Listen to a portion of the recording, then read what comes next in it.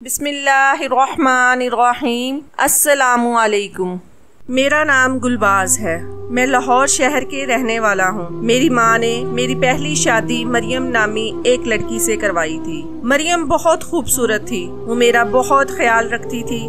वो जितनी बाहर से खूबसूरत थी उससे ज्यादा दिल को अच्छी लगी थी। हमारी शादी को कुछ ही वक्त हुआ था, मगर जब कभी मेरी तबीयत खराब होती मैं उसे हर वक्त अपने पास मौजूद पाता, मगर अब वो मेरे पास नहीं थी।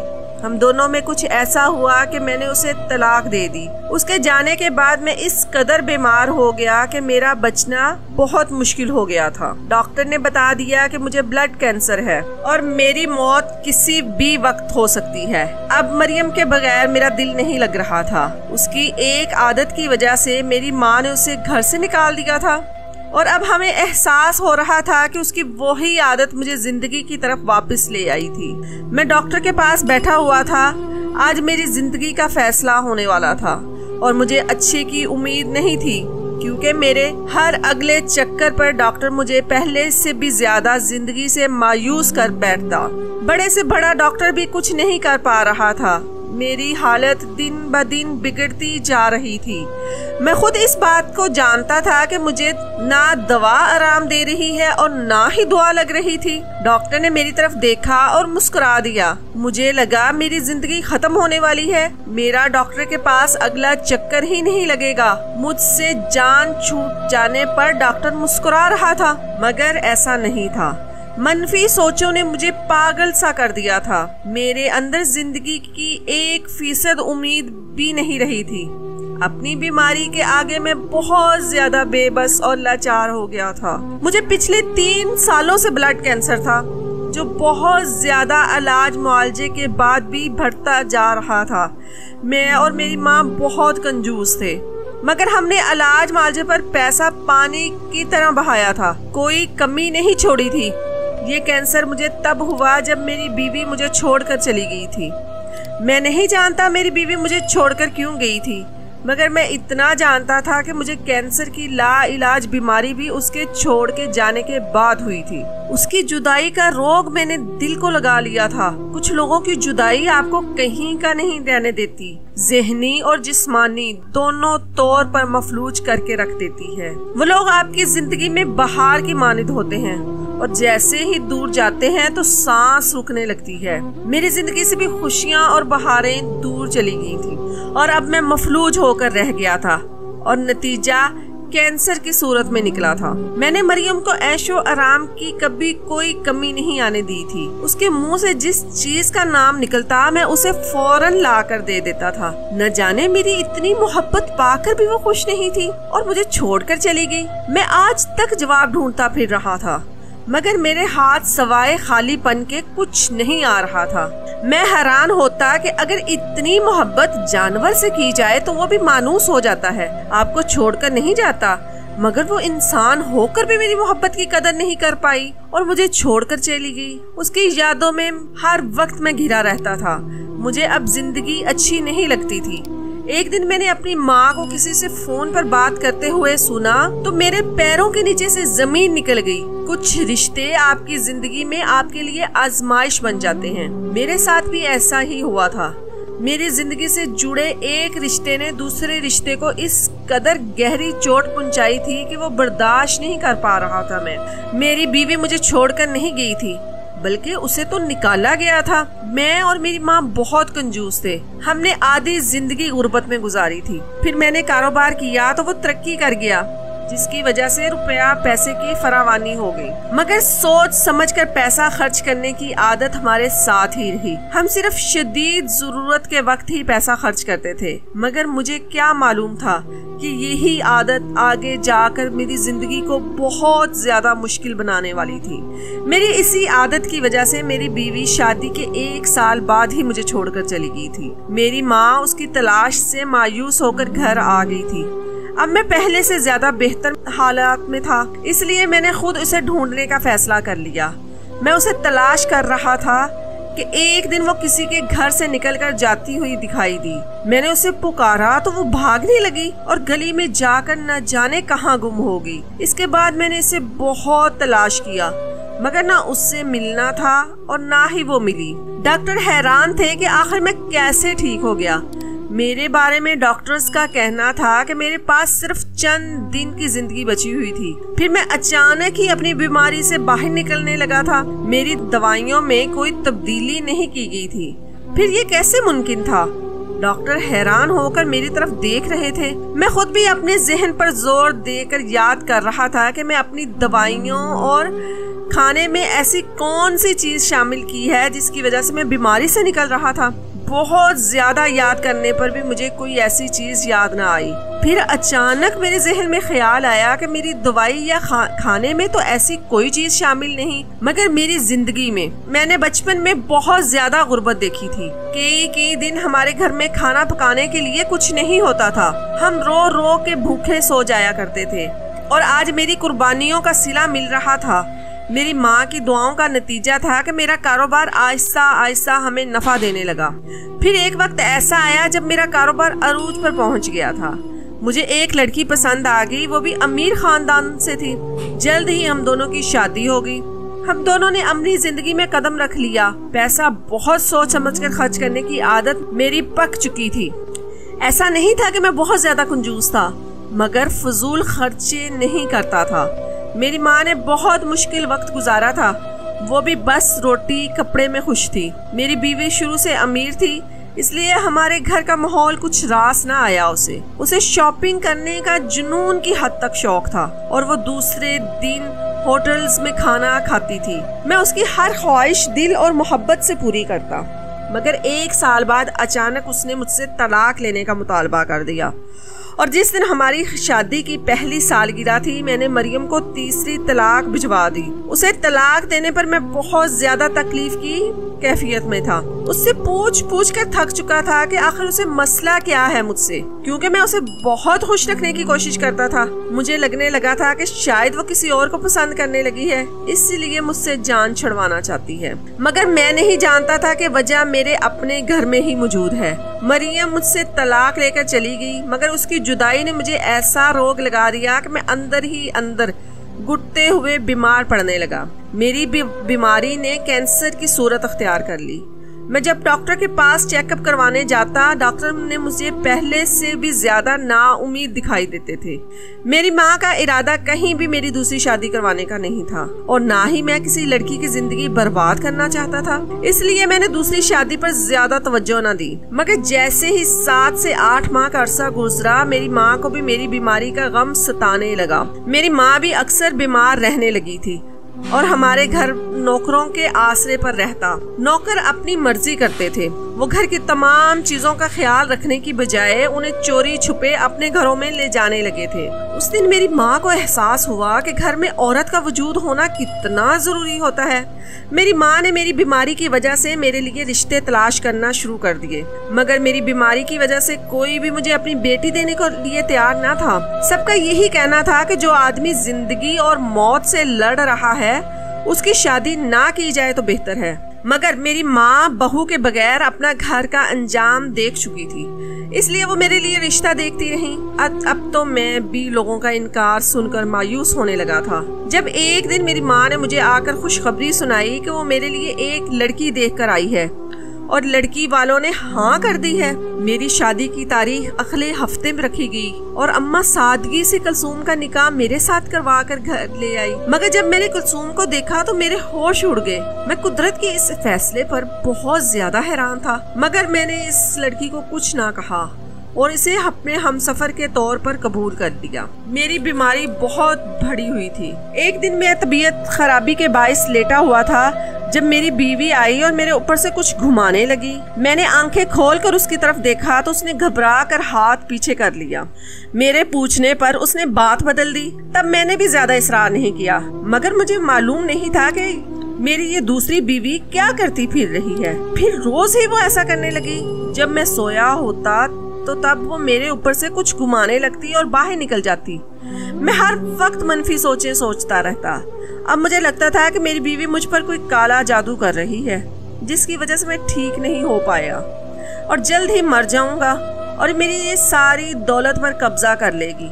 आहिस्ता आहिस्ता मेरे दिल में ये यकीन पुख्ता होता जा रहा था, वरना कोई भी औरत मुझसे शादी करने पर तैयार न थी। मगर मैं भूल गया था कि जो गुर्बत और तंगी मैंने देखी थी वो किसी के हिस्से में भी हो सकती है। मेरी माँ ने जब मेरी शादी एक बेवा औरत से करवाई थी जिसकी 4 बेटियां थी, शादी के बाद भी वो हमारे घर में ही रहती थी। मैंने अपनी बीवी और बेटियों के साथ कभी कोई फर्क नहीं रखा था। मेरी बीवी की बेटियों को मैं अब अपनी बेटियां समझता था और उनसे बहुत प्यार करता था। उन सब की तालीम का सिलसिला बहाल करवाया। मैं उनकी हर जरूरत का ख्याल रखता था।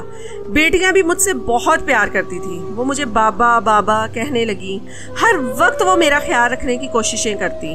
अगर मैं जरा सी तकलीफ महसूस करता तो वो अपने छोटे छोटे हाथों से कभी मेरा सर दबाती तो कभी पाँव। उनके साथ मुझे खुशी देता और वो मुझे बहुत अजीज हो गई। मगर मेरी माँ को ये सब पसंद नहीं था।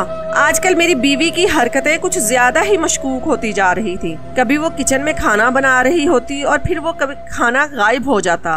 कभी मेरे सर से कुछ घुमाने लगती और फिर न जाने क्या छुपा कर घर से बाहर चली जाती। मेरी आमदन में पहले से भी ज्यादा इजाफा हो चुका था, मगर मेरी बीवी इसमें से बड़ी बड़ी रकमें लेकर न जाने क्या करती। मैं इस बारे में उससे पूछना चाहता था, मगर अपनी जिंदगी से मायूस था, इसलिए इसे किसी भी अमल से नहीं रोक रहा था। मेरी शादी से पहले डॉक्टरों ने कहा था कि मेरे पास सिर्फ 1 साल की जिंदगी है, वो भी दवाइयों के बगैर काटना मुमकिन नहीं।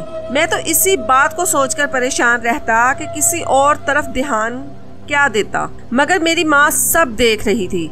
मेरी बीवी बहुत नेक थी। वो 5 वक्त की नमाज पढ़ती थी और कुरान पाक की तिलावत भी रोजाना करती थी। उसकी ये बात मुझे बहुत अच्छी लगती थी। रबीउल अव्वल का महीना लग चुका था और अब मेरी बीवी और बेटियां भी ज्यादातर इबादत में लगे रहते, मगर उसकी कुछ बातें मुझे शक में डाल रही थी। फिर एक दिन जब मेरी बीवी ने कहा कि उसे कुछ पैसे चाहिए, वो घर में मेलाद की महफिल सजाना चाहती है, तब मुझे और मेरी माँ को बहुत गुस्सा आया कि ये औरत हमारा पैसे जाया करवाना चाहती है।